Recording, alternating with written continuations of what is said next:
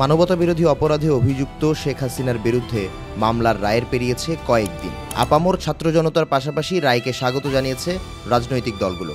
অভিমত জানিয়েছে জাতিসংঘ ও অ্যামনেস্টি ইন্টারন্যাশনাল সহ আন্তর্জাতিক সংস্থাগুলো। এমন পরিস্থিতিতে জনসাধারণের প্রশ্ন, দুই মোড়ল যুক্তরাষ্ট্র ও যুক্তরাজ্যের প্রতিক্রিয়া কি? তবে চমকপ্রদ বিষয় হলো, রায়ের কয়েকদিন পেরিয়ে যাবার পরেও মুখ খোলেনি পশ্চিমা দুই দেশ।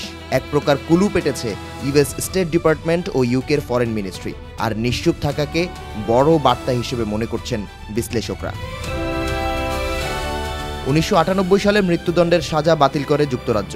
অন্যদিকে যুক্তরাষ্ট্রের অর্ধেকের বেশি অঙ্গরাজ্যে নিষিদ্ধ ক্যাপিটাল পানিশমেন্ট। সেই হিসেবে জাতিসংঘ ও অ্যামনেস্টি ইন্টারন্যাশনালের মতো দুই দেশেরই হাসিনার মৃত্যুদণ্ডের বিরুদ্ধে অবস্থান নেয়ার কথা। এখন নিশ্চুপ থাকলেও হাসিনার শাসনামলে বিচার বহির্ভূত হত্যাকাণ্ডের বিরুদ্ধে সরব ছিল মার্কিন দূতাবাস ও ব্রিটিশ হাইকমিশন। পরিস্থিতি যখন এমন, ঠিক সে সময়ই যুক্তরাষ্ট্রের বিরুদ্ধে মুখ খুললেন সজীব ওয়াজেদ জয়। হাসিনা পুত্রের দাবি, বাংলাদেশে সরকার পরিবর্তন করতে মিলিয়ন মিলিয়ন ডলার খরচ করেছে জো বাইডেন সরকার। তবে বর্তমান প্রেসিডেন্ট ডোনাল্ড ট্রাম্পের শাসনামলে এই আচরণের পরিবর্তন হয়েছে। এএনআইকে দেয়া সাক্ষাৎকারে জয় জানান, সরকার পতনের কাজ পরিচালনা করেছে ইউএসএইড।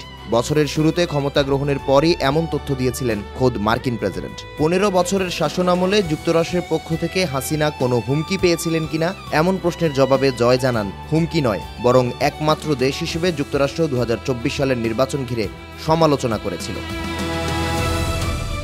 দ্বাদশ জাতীয় সংসদ নির্বাচনকে শান্তিপূর্ণ নির্বাচন বলেও উল্লেখ করেন জয়। জানান, সে সময় কোনো রাষ্ট্র থেকে সরাসরি চাপ প্রয়োগ করা হয়নি, আর এখন যুক্তরাষ্ট্রের নতুন সরকার দায়িত্ব পালন করছে, তাই পরিস্থিতিও সম্পূর্ণ ভিন্ন। বাংলাদেশে ইসলামপন্থীদের উত্থান ও সন্ত্রাসবাদের ঝুঁকি নিয়েও ট্রাম্প সরকার উদ্বিগ্ন বলে দাবি সাবেক প্রধানমন্ত্রীর আইসিজি উপদেষ্টার।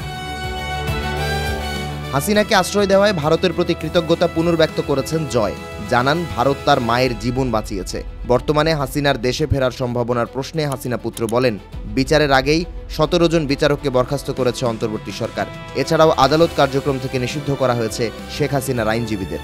যথাযথ প্রক্রিয়া না থাকায় শেখ হাসিনাকে ভারত বাংলাদেশে প্রত্যর্পণ করবে না বলেও আশাবাদী জয়।